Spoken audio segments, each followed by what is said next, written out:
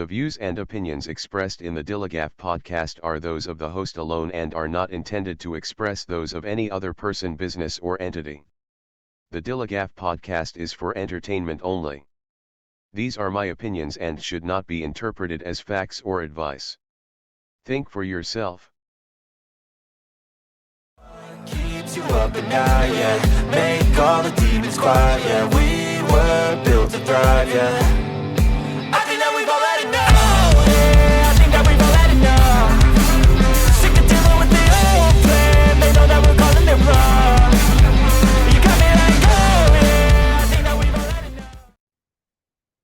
What's going on, everybody? Welcome to the DILLIGAF podcast, talking about anything and everything that interests me. If it makes me think, laugh, cry, scream, rage, or say what the fuck, you'll hear about it. My name's Tom. I am your host.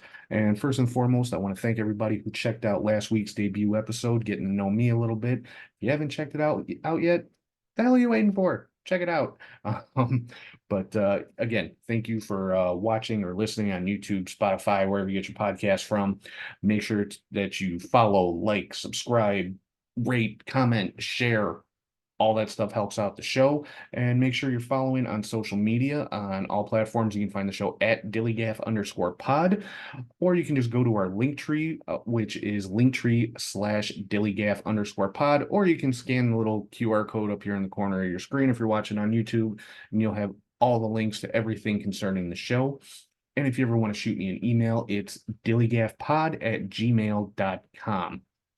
So this week's topic, figured we'd start off a little bit light, not get into anything too heavy just yet. I mean, it's only episode 2. So today I'm going to be talking about the top 10 greatest movies of all time, according to me. My show, my rules. So that's what we're talking about today. And these are just a little disclaimer here to go along with the disclaimer at the beginning of the show. Remember, these are just my opinions. I'm not stating that this is a definitive list and you know, stating that this is a fact or whatever. It's my 10 favorite movies of all time. But none of these movies are part of a franchise or anything like that. So you're not going to hear about Star Wars or Marvel or Lord of the Rings or Harry Potter or any of that stuff. None of these are part of a series. Some of them have sequels, but as far as the sequels, these are for the most part just standalone awesome freaking movies that I personally love. So, you know, these are movies that I can watch over and over again. If I can't find anything to watch it at a particular time, I'll throw one of these on, or I'll sometimes just have them playing as like background noise while I'm working and stuff like that. These are just amazing freaking movies. So hopefully you like it. Hopefully if you haven't seen any of these, hopefully I give you some ideas for something to watch over the weekend, even though the Super Bowl's coming up tomorrow. That's okay. But and these are not in any particular order as well. I guess you could say they're in a loose order. The last one I'm going to talk about at number 1 is my top favorite movie of all time. But beyond that, not really in any kind of order. I'm not going to say I'm going from 10 to 1. These are just my 10 favorites. So let's dive in here with the first one I want to talk about, and that is The Crow. If you've never seen this movie, you need to. It's a very dark, very gothic type movie about, it stars Brandon Lee.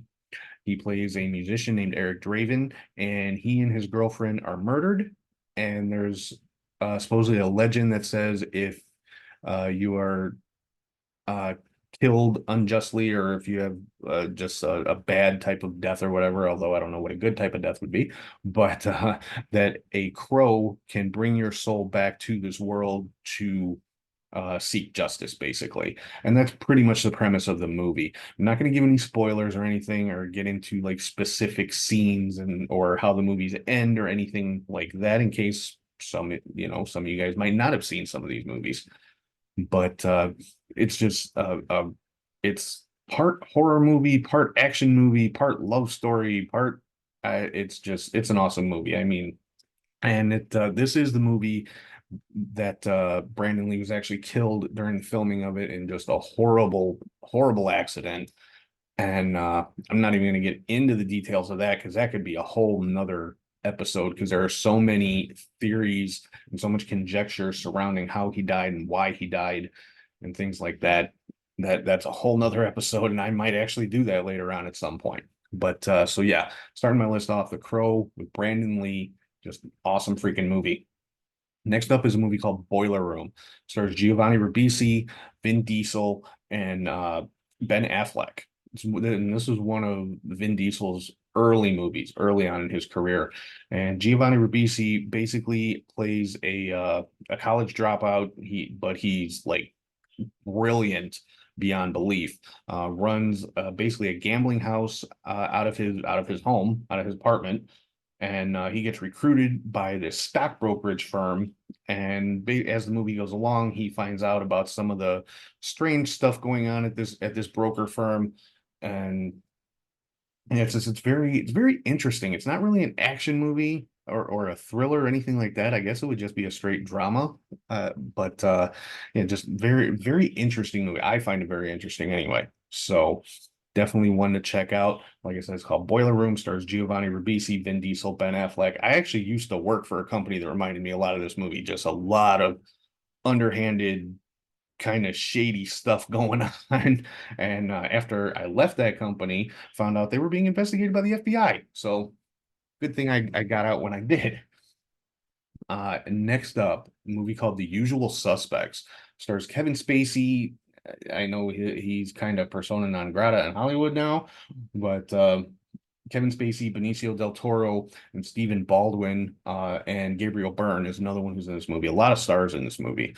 And it's about a group of criminals who are kind of rounded up on purpose. That's why it's called The Usual Suspects. Like something happened, cops just automatically round these 5 or 6 guys up.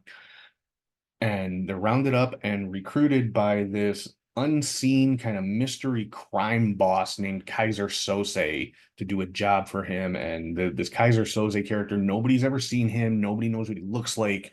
Nobody's ever even heard his voice or anything like that. He's a ghost, and a lot of people think he's like a legend or just a myth in the criminal underworld and things like that. And it's just a really cool like mystery thriller type movie. And I mean, even throughout the course of the movie, you never see this Kaiser Soze guy until the very end. And there's a really cool twist, and yeah, just it's one of those like it's one of those you need to watch, you need to pay attention, because if you pay close enough attention, you can figure it out if you really pay close attention. But yeah, it's one of those movies you do need to watch to know exactly what's going on. So but it's definitely worth checking out. Again, that's called The Usual Suspects. Awesome crime drama mystery thriller type movie. Next up is what I call a historical drama, and it's Braveheart with Mel Gibson playing William Wallace, who's like a Scottish hero, basically. He was a Scottish knight back in the 13th century, I believe it was, late 13th, early 14th century. And now I say it's a historical drama because the biggest complaint that people make about this movie is that it's not historically accurate. It's a freaking movie. It's not a documentary. It's not supposed to be educational. It's supposed to be entertaining. And it is. It's very entertaining. A lot of really cool, like old-time medieval type battle scenes throughout the movie. And yeah, a lot of, it's a good action movie. There's also a lot of dramatic elements. It's about the Scottish War for Independence, basically. And William Wallace was considered a hero of that war. But if you go into it expecting a history lesson, you're going to be disappointed because there are a lot of historical inaccuracies in the movie. But again, that's not the point of the movie. It's not a documentary, so I don't want to hear any of that. Just watch it for what it is. It's a movie. It's meant to entertain you. It's not there for educational purposes. So, but yeah, Mel Gibson plays William Wallace, and it basically follows him from the time he's a child through his adulthood, becoming a knight, and the High Protector of Scotland. And it shows, his involvement in some of the battles and some of the like strategies that he basically innovated and things like that. Again, very interesting movie, a lot of action. So I definitely recommend this one. I saw this movie in the theater in 1995 after I graduated high school with a group of friends, and I just became hooked on it. I actually have a replica of the sword from the movie that that Mel Gibson carries in the movie hanging on my wall in my living room. So to tell you how big of a fan of this movie I am. And yeah, it's a good movie. It actually won the Oscar for Best Picture. So if that means anything to you, I don't put a lot of stock in the Oscars myself, but this particular time they got it right. So once again, that's Braveheart with Mel Gibson. Definitely worth checking out. Just make sure you have time. So this movie's about 3 hours long. It's one of those epic type movies. Up next, we got another kind of heart. This one's called Angel Heart. It stars Mickey Rourke and Robert De Niro. And this one is set in New York back in, I want to say it's 1940s or 50s, maybe. I think it's the 50s because it takes place like after World War II. But Mickey Rourke plays a private investigator who is hired by Robert De Niro's character to basically find somebody who Robert De Niro had a contract with, and the guy ran out on the contract, didn't fulfill his end of it. And the guy's been missing for like 15 years. So the movie follows Mickey Rourke as he's looking for this guy in New York, in New Orleans, and finds out a lot of crazy, creepy stuff about this guy and what kind of things he was into. And this is another one that has an interesting little twist at the end. This one kind of has that mystery thriller, some elements of horror in it, and just it's one of those movies that like you kind of get sucked into it and you need to know what's going to happen next. So again, Angel Heart, Mickey Rourke, Robert De Niro, awesome freaking movie. Lisa Bonet is also in it. I don't know if a lot of people still know who she is. She's not in a lot of stuff anymore, but back then she was famous for being on the Cosby Show. Another name that's not very popular in Hollywood anymore, but that's what she was well known for at the time. And this was like a huge departure from the character that she played on the Cosby Show, because she was one of the Cosby kids, all nice and wholesome and that kind of stuff. And the character she plays in this movie is not that. So, and I'll leave it at that. But so next up, these are all some of my all-time favorite movies, but this one is one that I can sit and watch over and over and over. I've probably seen it well over 100 times, and it is Tombstone with Kurt Russell and Val Kilmer. Kurt Russell plays Wyatt Earp. If you're not into Western, I've never been into Westerns. I was not, a big fan of like the old Clint Eastwood movies or anything like that. But this one, I don't know. There's just something about this one. Like I said, Val Kilmer, Kurt Russell plays Wyatt Earp, and it's about the events leading up to the gunfight at the OK Corral, if you're familiar with that from American history. About the events leading up to it, the gunfight itself, and then the aftermath with Wyatt Earp and his brothers. And of course, Doc Holliday, who's played by Val Kilmer. And this was the movie that like kind of made Val Kilmer my all-time favorite actor. He just does an amazing job playing Doc Holliday in this movie. And anybody who knows me or has known me for a while, my screen name that I use on a lot of stuff is Doc, because it's a nickname that I picked up in high school, and it was given to me because of this movie. Because of the way Doc Holliday is depicted in this movie. And I'm not talking about the drunken, gunfighter type stuff, but the way that he is with his friends. He's just depicted as somebody who is just fiercely loyal and protective of his friends and the people he cares about, even to his own detriment. So that's why this one holds a really, really special place for me. And yeah, this is another one, it's again a historical drama. Don't go into it expecting a documentary or a history lesson, because you're going to be disappointed. Yes, there are historical inaccuracies. It's a movie. They take artistic license. It's not meant to, accurately depict every single moment that happened during these events. Okay, it's meant to keep moving, and entertain people and keep them interested. If you want to see a documentary, there's tons of them out there about Tombstone, the OK Corral, and the Earps, and the Clantons, and Doc Holliday, and all of these people. And I watch most of the documentaries too, just because I'm that interested in that time period and those particular people. But in this case, Tombstone again holds such a special place for me simply because of that Doc Holliday character. It was like at one point in my life, you could probably even say it was an obsession. Like this, I watched this movie so many times over and over and over again. I cannot recommend it enough. If you're not a fan of like Western movies, still give this one a chance because I'm not a fan of Westerns, but I love this movie. So definitely check this one out. Next up is one that is supposed to be based on a true story. There's a lot of debate about it as to whether it actually happened or not. But the movie is called Sleepers and stars Brad Pitt and Jason Patric. It's about a group of childhood friends growing up in New York in the late 60s. And they get into some trouble, end up going to juvenile hall. I'm going to stop there for a second because I'm going to say this movie, if it was made today, would come with a major excuse me, would come with a major trigger warning because of some of the subject matter. So I'm going to say this now. You know, if you have an issue with abuse of any kind, you fast forward a minute or two.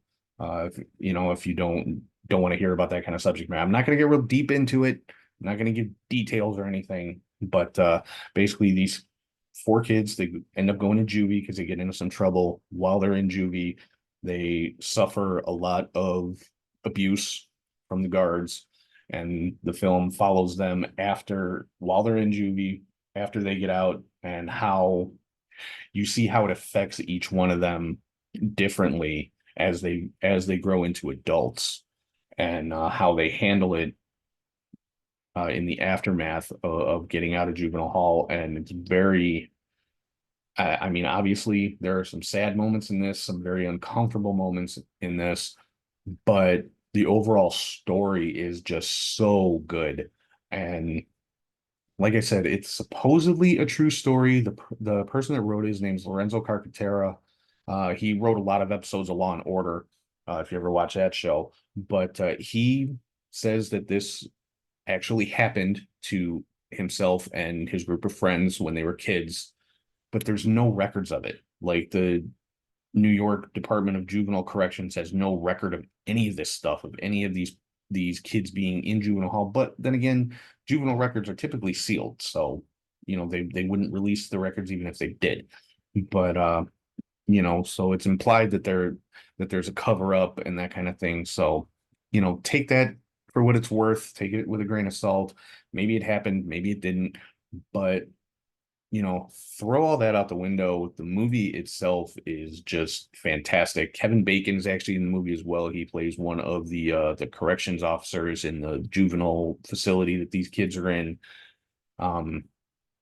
Yeah, a lot of stars. Robert De Niro is actually in this one too. He plays the kids priest in their neighborhood where they grew up.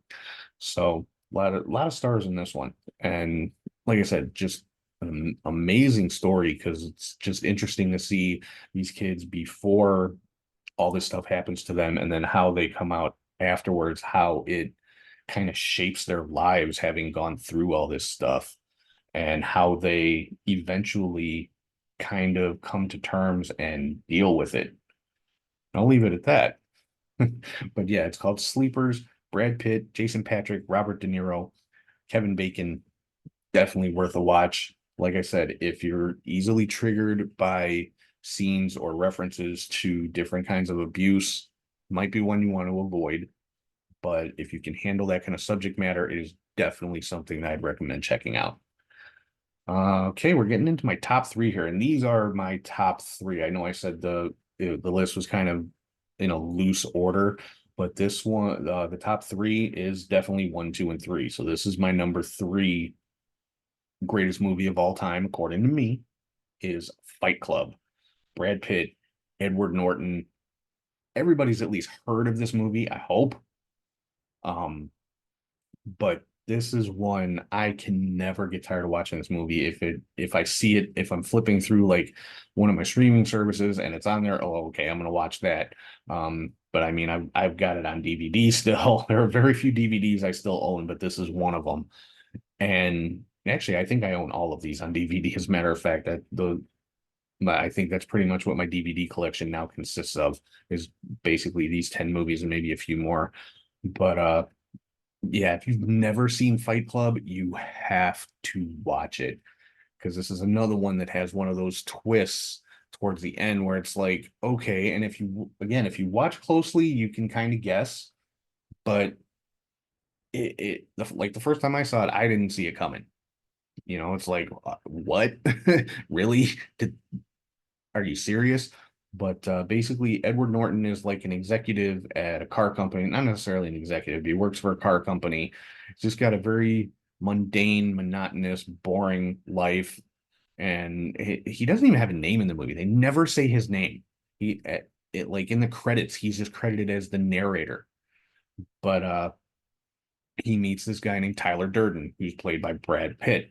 And Tyler Durden is not quite a nomad, but very, you know, just kind of all over the place, has a million different jobs, does a million different things, constantly, doing whatever.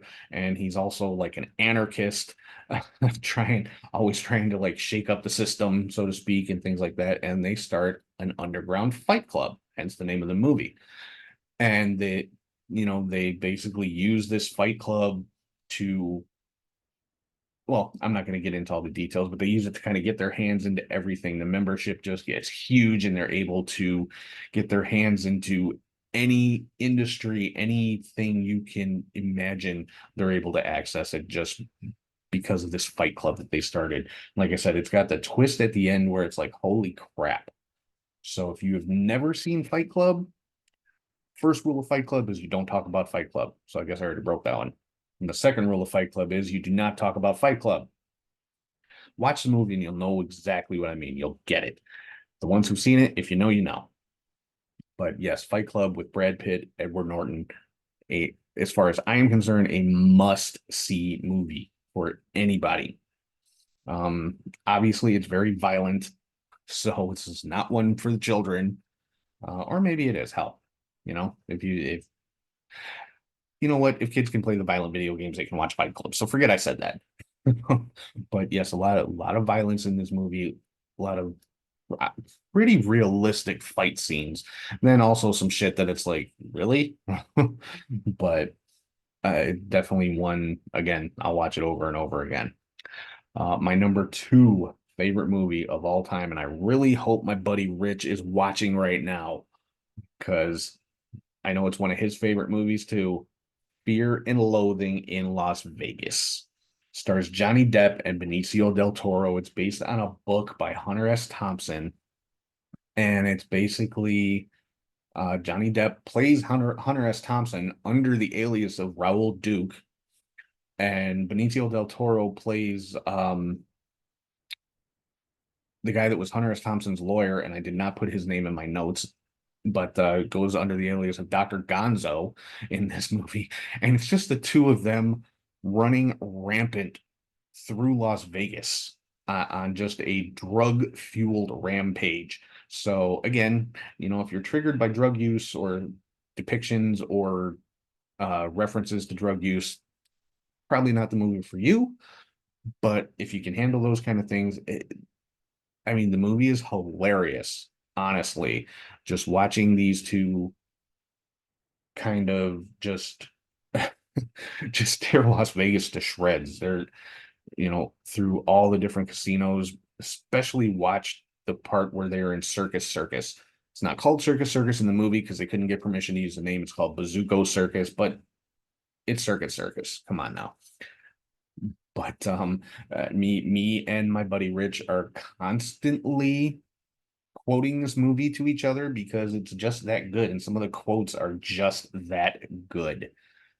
So I guarantee you will learn things about drugs that you never knew by watching this movie. But yeah, Hunter S. Thompson was definitely a bit out there with some of his writing and some of the stuff that he did and was into. And Hunter S. Thompson is actually has a cameo in the movie.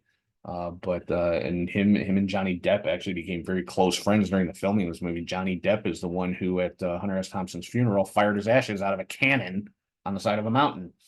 So it tells you the kind of guy Hunter S. Thompson was. That was his last wish: have his ashes fired out of a cannon. So keep that in mind as you're watching this movie. But definitely check it out. Fear and Loathing in Las Vegas. Johnny Depp. I mean, hell, I use Raul Duke as my alias on Twitter, on my personal Twitter. That's the name that I put on there, and it's a picture of Johnny Depp as Hunter S. Thompson is my profile picture. So if you can find that, go ahead and follow my personal Twitter.